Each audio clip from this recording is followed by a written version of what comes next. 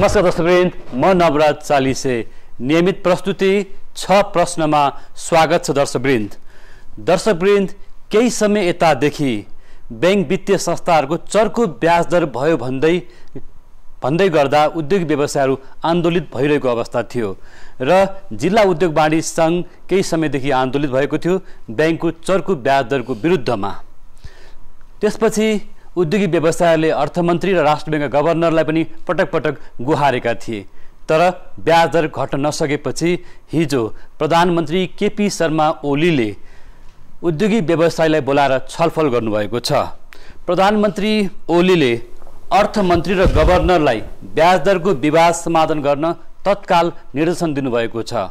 कि अब बैंकको ब्याज दर किन महँगिँदै गयो अथवा चर्को हुँदै गयो भन्ने विषयमा उद्योगी व्यवसायीको यति बेला आन्दोलित अवस्था छ र प्रधानमन्त्री निवास बालुवाटारमा शनिबार नेपाल उद्योग वाणिज्य महासंघका प्रतिनिधिसँग भेटमा प्रधानमन्त्री ओलीले बैंकलाई उत्पादन क्षेत्रमा लगानी गर्न पनि निर्देशन दिनुभएको छ र बैंकको ब्याज दर किन चाहिँ चर्किँदै गयो, ब्याज दर बढ्नु कारण के हो, लगानी योग्य रकमको अभाव किन पटक पटक दोहोरिरहेको छ, जसले गर्दा अहिले मुलुकले लगानी सम्मेलन गर्न गइरहेको छ तर लगानीकर्ताहरू हिचकिचाइरहेको अवस्था छ। लगानी बढ्न सकिरहेको अवस्था छैन। बैंक वित्तीय संस्थाको ब्याज दर चर्को भयो भनेर निजी क्षेत्र केही समयदेखि आन्दोलित पनि छ र निजी क्षेत्रले 15 दिनको अल्टिमेटम पनि सरकारलाई बुझाएको थियो।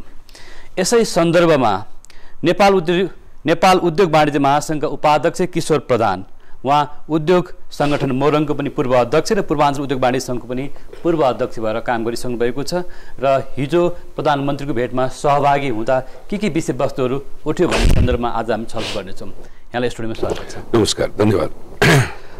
हिजो यहाँहरू प्रधानमन्त्रीसँग भेटवार्तामा हुनुहुन्थ्यो, के कुरामा छलफल भयो? त्यहाँ विशेष गरी अहिले तपाईलाई नवराजजी सबभन्दा इम्पोर्टेन्ट कुरा के छ भने नेपालका करिब अहिले 77 जिल्लामा चाहिँ करिब तपाईको 40 र 42 जिल्लाहरूले चाहिँ बैंकको चर्को ब्याज दरको इस्यु निकालिसकेपछि हामीले यो ब्याज दरको समाधान, यसको चाहिँ सुरुवात चाहिँ उद्योग संगठन मोरङ र मोरङ व्यापार संघ विराटनगरबाट गरियो। किनभने औद्योगिक क्षेत्रको नाताले उद्योग संगठन मोरङ र मोरङ व्यापार संघले समग्र देशको चाहिँ अर्थनीतिमा चाहिँ प्रभाव पार्ने चाहिँ एउटा वातावरण बनाइरहेको छ पहिलेदेखि नै।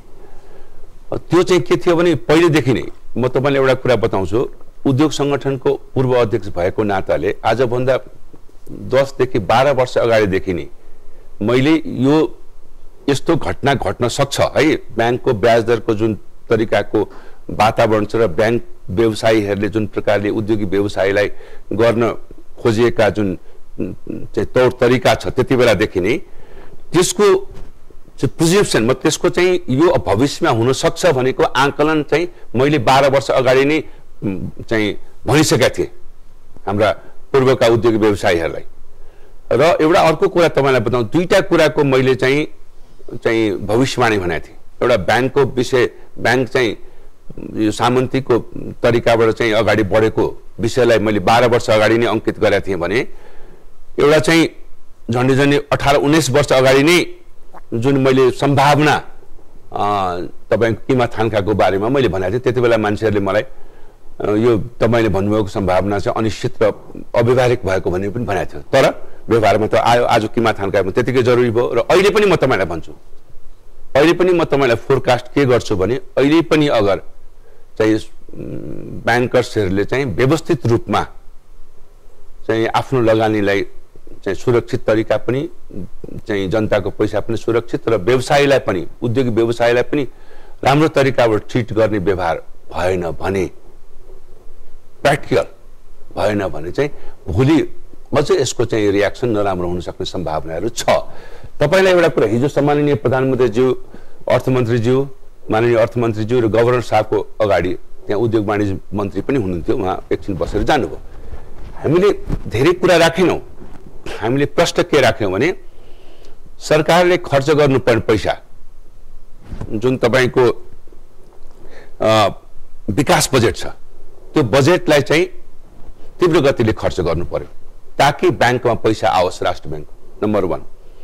नम्बर 2 हामीले के भन्यौं भने जुन सीसीडी रेसियो छ नि अहिले जुन ब्याङ्कमा तरलताको जो अभाव भन्ने जुन कुरा छ सीसीडी रेसियोलाई चाहिँ अलिकति बढाएर 80बाट 90 गर्न सकिने स्थिति बनाउनु पर्यो भन्ने कुरा भन्यो र अर्को स्प्रेड रेटको पनि हामीले कुरा गर्यौं स्प्रेड रेट जस्तो कि अहिले तपाईको जति पनि भए तापनि हाम्रो चाहिँ 3% सम्ममा हुनुपर्छ भन्ने कुराको हामीले किनभने त्यो रेटले गर्दाखेरि पनि ब्याङ्कमा तरलताको कमी भन्ने बुझिएको हुनाले त्यसको बारेमा पनि हामीले रिक्वेस्ट गर्यौं त्यस्तै अब के छ संस्थागत ब्याजको कुरा गर्यौं हामीले संस्थागत ब्याज भने जस्तो कि सरकारको पैसा जुन जस्तो कि टेलिकमको पैसा बिजुलीको पैसा पानीको पैसा जति पनि सरकारको संस्थागत पैसाहरू छ त्यो पैसामा दिने ब्याज जुन होडबाजी चलिरहेछ ब्याङ्कबाट एउटाले म 9% दिन्छु भन्छ एउटाले 10% दिन्छु भन्छ 8% त्यस्तो ब्याज त्यो सरकारको आफ्नो पैसालाई चाहिँ को ब्याजको रकम चाहिँ कम हुनु पर्यो हामीले त वास्तवमा त्यसमा चाहिँ 2% नै दिँदाखेरि नै हुन्छ कि सरकारको पैसा हो 2% किनभने त्यसले त इफेक्ट पारेको छ नि त कन्ट्रीमा त्यो अर्को हामीले के कुरा गर्यौं भने तपाईको जति पनि ब्याङ्कको रकम छ त्यसलाई 50% चाहिँ प्रोडक्टिभ अर्गनाइजेसन के अरे उत्पादनमूलक उद्योगमा लगानी गर्नुपर्छ भन्ने भन्यो अहिले के देखेको छ ब्याङ्कहरूले चाहिँ अनुत्पादक मुलुकहरू अनुत्पादक कुराहरूमा चाहिँ लगानी बढाएको छ तपाईको अनुत्पादक भन्नुको अर्थ के हो भने जग्गा खरिद गर्ने घर खरिद गर्ने गाडी खरिद गर्ने विलासिताको वस्तुमा चाहिँ लगानी बढी गरेछ त्यो लगानीलाई चाहिँ कम गर्नुपर्छ जस्तो हिजोको भेटमा गाडी अथवा विलासिताका वस्तुहरू सुन चाँदी गहना हैन यहाँले पनि भन्नु रियल एस्टेट घर जग्गामा चाहिँ बढी चाहिँ ब्याङ्कले लगानी गरे भन्ने कुरा आयो र तर त्यो व्यवसायिकै मार्गबाट गयो हामीले हाम्रो भनाइ के हो भने के छ भने जबसम्म उत्पादनमूलक एउटा कुरा हेर्नुस् देशले कसरी हेर्नुपर्छ भन्ने कुरा सरकारले कसरी हेर्नुपर्छ भन्ने कुरा म तपाईलाई बताउँछु हो त्यो पनि आवश्यक छ त्यसलाई आवश्यक छैन भने हामीले कहिले भने पनि छैन भन्दिनु तर त्यो भन्दा पहिले के आवश्यक छ भन्ने कुराको मूल्याङ्कन हुनुपर्छ सरकारबाट तपाईको घरमा तपाईले खान पाए भने पो तपाई कपडा लगाउनुहुन्छ पहिले त खानु पर्यो यो सुट लगाउनु भन्दा अगाडि तपाईको पेटले मागेको कुरा गर्नु पर्यो त्यसपछि तपाईले कपडा लगाउनु पर्यो कपडा लगाइसकेपछि घरमा बस्ने छाना हुनु पर्यो छाना भइसकेपछि त्यसपछि तपाईको के भन्छ गाडी चढ्नु पर्यो अथवा टेलिभिजन ल्याउनु पर्यो तपाईसँग कपडा नै छैन अनि म टेलिभिजन चढ्न तिर लाग्यो भने त अनि देशको स्थिति के हुन्छ त अधिकांश जनता जो हाम्रो 3 करोड जनता छ 3 करोड जनतामा अधिकांश जनताले तपाईको खान पाएको छैन लगाउन पाएको छैन भने त्यसको चाहिँ रिक्वायरमेन्ट पूरा गर्ने देशको रिस्पोन्सिबिलिटी हो कि हैन कन्ट्रीको रिस्पोन्सिबिलिटी हो त्यो रिस्पोन्सिबिलिटीलाई हामीले त्यहाँ इंकित गर्यौं म तपाईलाई बताउँछु तर हाम्रो अर्थतन्त्र यति बेला राजस्वमुखी बन्दै गएको छ आयातमुखी बन्दै गएको छ अहिले हाम्रो व्यापार घाटा बढिरहेको छ एक्ज्याक्टली अहिले के छ भने जुन प्रकारले तपाईको आयातमुखी भएको छ र राजस्वमुखी भएको छ र व्यापार घाटालाई चाहिँ असत्य भन्नु मोर देन चाहिँ अहिले तपाईको एक्ज्याक्ट एमाउन्ट त भन्दिन मसँग अहिले डाटा मैले ल्याएको छैन तर जुन व्यापार घाटाको स्थिति छ त्यसले चाहिँ असह्य छ देशमा त यो चीज के हुन्छ यसले के इम्प्याक्ट पार्छ भने भोलि कन्ट्रीमा भनेपछि हाम्रो मार्केट खोइ त हामीले उत्पादन गरेको चीज खोइ हामीले सरकारलाई त्यही कुरा भन्यौं जस्तो एउटा कुरा म भनिहालौं जस्तो अहिले चाहिँ तरकारी जन्य वस्तु खाद्यान्न लगायतका वस्तुहरू भन न दाल चामल तेल भन न तरकारी 100 अर्ब भन्दा बढीको आयात भइरहेको छ भनेपछि अर्को एउटा प्रसंग छ हाम्रा उद्योगी व्यवसायीहरूले पनि उद्योग धन्दामा भन्दा ट्रेडिङमा बढी लगानी गरेको भन्ने कुरा पनि आयो एउटा कुरा किन गर्दैन हेर्नुस् एउटा कुरा त के बुझ्नुस् भने व्यवसायिक भनेको अपर्चुनिस्ट हो अपर्चुनिस्ट इन द सेन्स के भने उले जहाँतिर पानी बग्ने हुन्छ त्यहाँनिर काम गर्छ त्यो तपाईलाई त्यो सर्वमान्य सिद्धान्तको जहाँ नाफा लगानी जहाँ नाफा हुन्छ त्यहाँ लगानी हुन्छ सरकारले तपाईलाई उत्पादन मुलुकमा बिजुलीको सहजता अझसम्म पुगाएको छैन हामीले ट्रिपिङको कुरा हिजो पनि गर्यौं यहाँ हाम्रो के भन्छ यो विद्युतको चाहिँ समस्या समाधान भयो भन्ने कुरा भए तापनि समस्या डेफिनेटली समाधान भएको छ तर अहिले पनि रेगुलर वेमा तपाईको ट्रिपिङ भइरहेछ उद्योग धन्दामा मतलब उत्पादनलाई त्यसले इफेक्ट पारिरहेछ त्यो कुरा पनि हामीले भन्यौं एउटा तपाई नवराजी एउटा कुरा के बुझ्नुस् भने हामीले किन विरोध गर्यौं त हामीले विरोध गर्न आवश्यकता के थियो त भन्ने कुरा तपाईले जानकारी लिनु यो के भन्छ दर्शकहरुलाई पनि आवश्यक जरुरी छ के हुन्छ भने जबसम्म पेट भरेको हुन्छ जनताको, तबसम्म उसको आवाज शान्त हुन्छ। किनभने जब मान्छे खाली पेट हुन्छ तब भोकको लागि मान्छे क्रोधन गर्छ, रुन्छ। एउटा बच्चा पनि हेर्नुस् न, एउटा बच्चा जन्मिना साथ उसले आमाको दूध खान पाएन भने अथवा उसको पेट भरेन भने ऊ कराउँछ।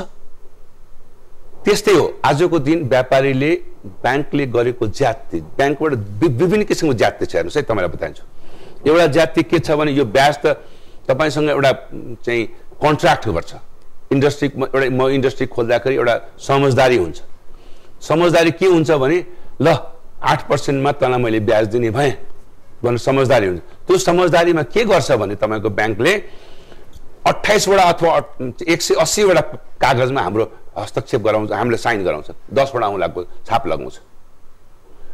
त्यो 10 वटा औँलाको छाप लगाउँदाखेरि उसले मेरो सर्वस्व 3 पुस्तासम्म चाहिँ को सम्पत्ति उसले लिइसकेको हुन्छ। के त्यो जायज हो? सरकारले त्यसमा हेर्नु पर्दैन, राष्ट्र ब्याङ्कले त्यसमा हस्तक्षेप गर्नु पर्दैन?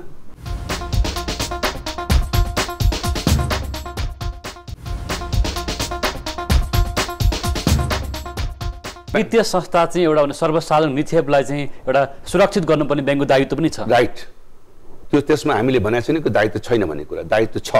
तर हामीले के भनेको छ भने हाम्रो पेपरलेस ब्याङ्किङ गर्ने जुन कन्सेप्टलाई अगाडि बढाएको छ राष्ट्र ब्याङ्कले, पेपरलेस कन्सेप्ट त्यो भयो त हामी के भन्छौँ भने तपाईँको जे लेख्नुहोस् एउटा पन्नामा लेख्नुहोस्, त्यही 10 वटा औँलाको छाप लगाउँछ हाम्रो, 50 वटा औँला किन? र अर्को कुरा तपाईँलाई के भने, तपाईँको सेकेन्ड कुरा के भने तपाईँले प्रत्येक 3-3 महिना 4-4 महिनामा आफ्नो ब्याज बढाइदिनुहुन्छ।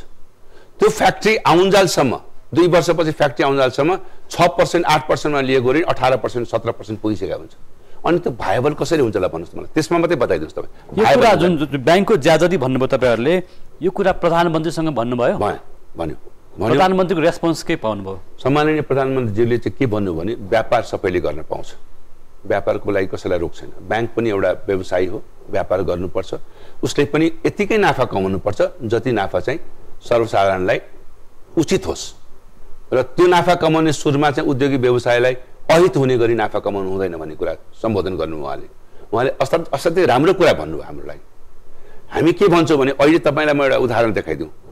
अहिले यो बिचमा यो 6 महिनाको बिचमा अहिले भर्खरै न्युजमा आइसकेका छ, 6 महिनाको बिचमा 28 वटा ब्याङ्क चाहिँ प्राइभेट ब्याङ्कले 31 अरब रुपियाँको नाफा कमायो 6 महिनाभित्र।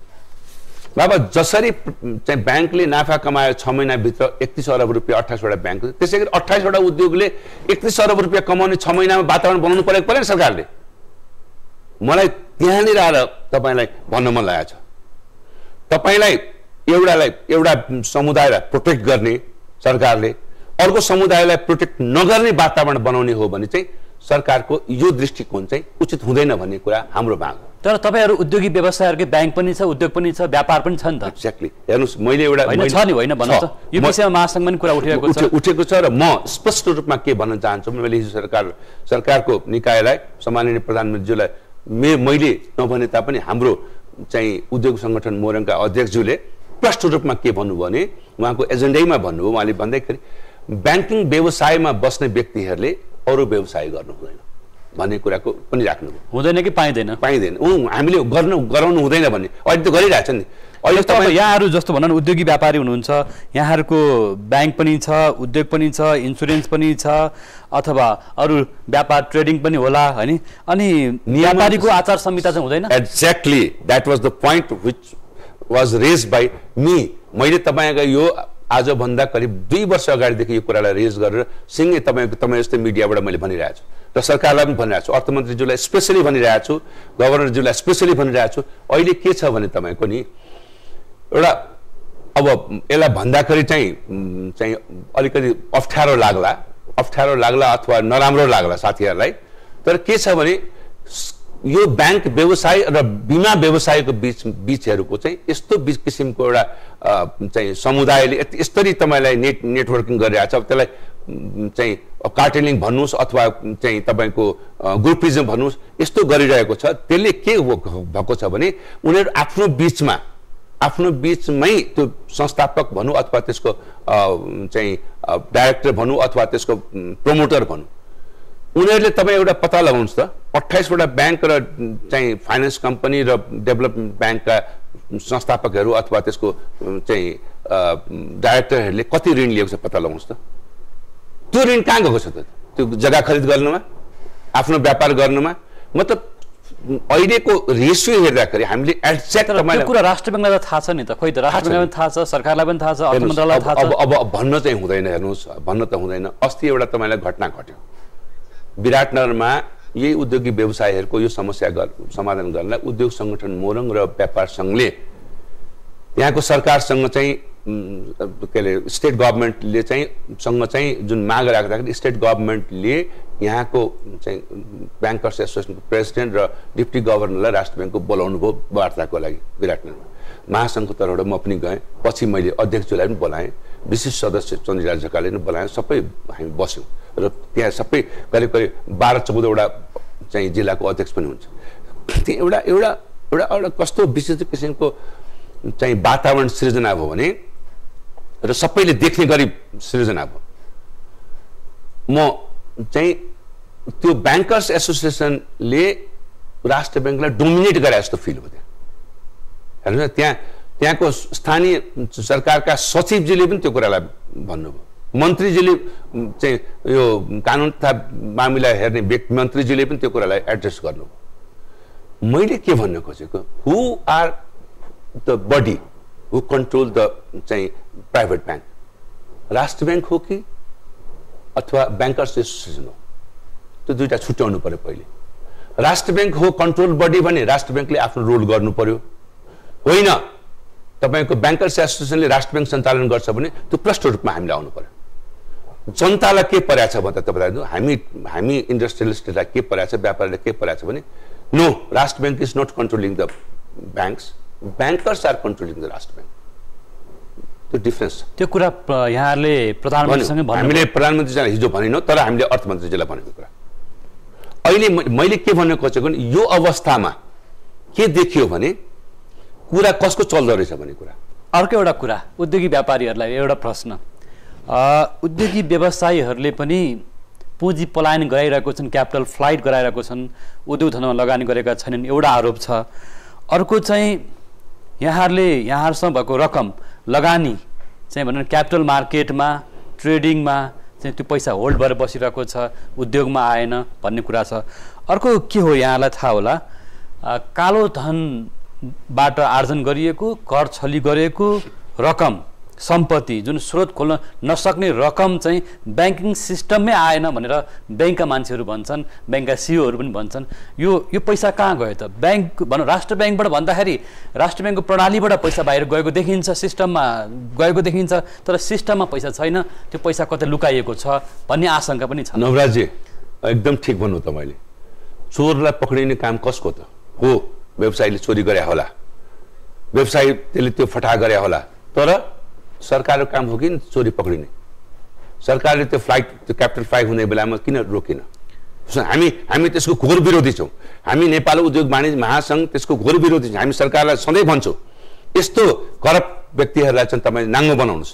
हो, हामीसँग छ, यहाँ हामी शुद्ध छौँ, हामी सबै शुद्ध छौँ भनेर कसैले पनि भनेको छैन र भन्न पनि सक्दिनँ, म पनि भन्न सक्दिनँ, किनभने हाम्रै मित्रहरूले त्यो काम गरेका छन्। त मैले के भन्न खोजेको भने सरकारी निकाय जसले कि कानुनको सिर्जना गर्छ, यस्तो कानुन बनाओस् जुन कानुनबाट क्यापिटल फ्लाइट नहुनु पाउने, त्यस्तो व्यक्तिलाई कडाभन्दा कडा कारबाही हुने र तपाईँले स्टक मार्केटमा पैसा चाहिँ नराख्ने, त्यस्तो पैसा राख्ने मान्छेलाई पनि कारबाही हुनु पर्यो। यहाँ त के छ भने नि, अब छोटी मुह बढी बात हेर्नुहोस्, हुन्छ के भने को कससँग मिलेको हुन्छ, कसको दबाब हुन्छ, त्यो आधारमा व्यापार चलेको छ।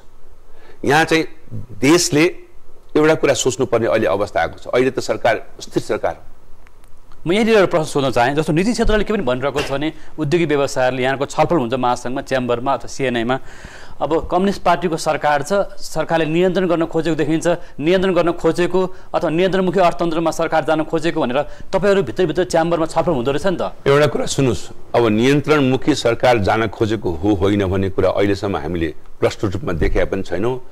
मान्छेको सम्भावनाहरूले मान्छेहरूले भन्न सक्ला बेग्लै कुरा हो। तर तपाईँले आशंका गर्नुभएको एउटा कुरा के छ भने देशलाई सही ट्र्याकमा ल्याउनको लागि कुनै न कुनै स्टेप त लिनुपर्छ। हेर्नुहोस्, अहिलेको म तपाईँलाई बताउँछु, अहिलेको म फक्रको साथ भन्छु, अहिलेको तपाईँको चाहिँ मन्त्रीज्यू जो तपाईँले अर्थमन्त्री जो हुनुहुन्छ उहाँ शुद्ध टेक्नोक्र्याट, उहाँसँग नलेज, उहाँसँग सबै एक्सपिरियन्स र उहाँसँग असाध्यै विवेकशीलता छ।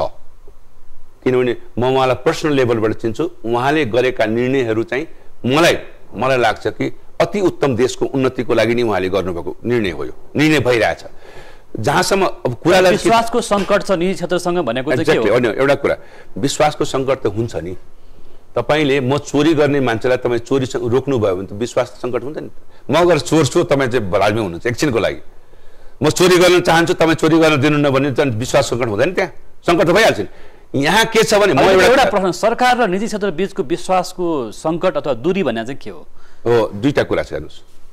म के भन्छु भने मेरो तर्फबाट नेपाल उद्योग वाणिज्य महासङ्घको तर्फबाट के भन्न चाहन्छु भने मैले अध्यक्षज्यूकै अनुमति लिएर म भन्न चाहन्छु, के भन्न चाहन्छु भने गलत क्रियाकलाप गर्नेलाई सरकारले कुनै पनि हालतमा छोड्नु हुँदैन र सही क्रियाकलाप गर्ने उद्योगी व्यवसायलाई कुनै पनि हालतमा प्रोत्साहन गर्नुपर्छ। अहिले के देखेको छ भने सरकार आजभन्दा 40 वर्ष अगाडिदेखि चाहिँ एउटा समुदायलाई मात्रै, जुन समुदायले चाहिँ वास्तवमा भनौँ करप्सनको श्रृङ्खला पार गरेको छ, त्यो समुदायमाथि आजभन्दा 40 वर्ष अगाडिदेखि हात छ सरकारको टाउकोमा।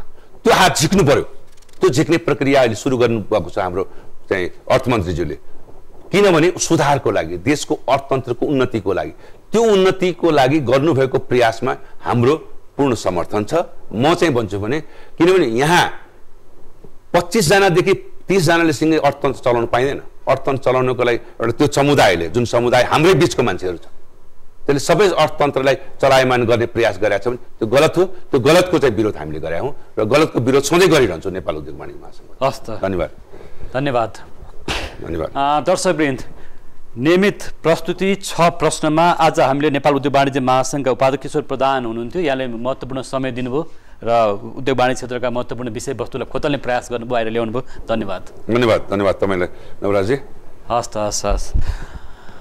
दर्शकवृन्द, नियमित प्रस्तुति 6 प्रश्नमा आज हामीले प्रधानमन्त्रीसँग उद्योगी व्यापारीको के कुरा छलफल भयो, गोप्य कुरा पनि भयो होला, भित्री बाहिरी कुराहरू पनि भयो होला र अझ मुलुकको उद्योग व्यापारलाई अझ संस्थागत गर्न सकिने केही सीमित व्यक्तिको होल्डमा उद्योग व्यापार रह्यो, अर्थतन्त्र आम रूपमा समावेशी हुन सकेन भन्ने पनि कुरा उठिरहेको छ र निजी क्षेत्र र सरकार बीचको द्वन्द्व, दूरी, शङ्का आशंकाहरू पनि बाहिर आइरहेको छ। विश्वासको सङ्कट कति छ छैन भन्ने कुरा आगामी दिनमा थाहा होला। लगानी योग्य वातावरणको लागि निजी क्षेत्रले माग पनि गरिरहेको छ र ब्याङ्कको चर्को ब्याज दरको विरोध गर्दै आएको निजी क्षेत्र अब प्रधानमन्त्रीको सम्बोधनपछि ब्याज दर कति सहज होला, लगानी योग्य वातावरण बन्ला, त्यो आशा गर्ने ठाउँ बनेछ। आजका अतिथि किशोर प्रधानप्रति आभार व्यक्त गर्दै नियमित प्रस्तुति 6 प्रश्नबाट हामी सबै बिदा माग्छौँ। नमस्कार।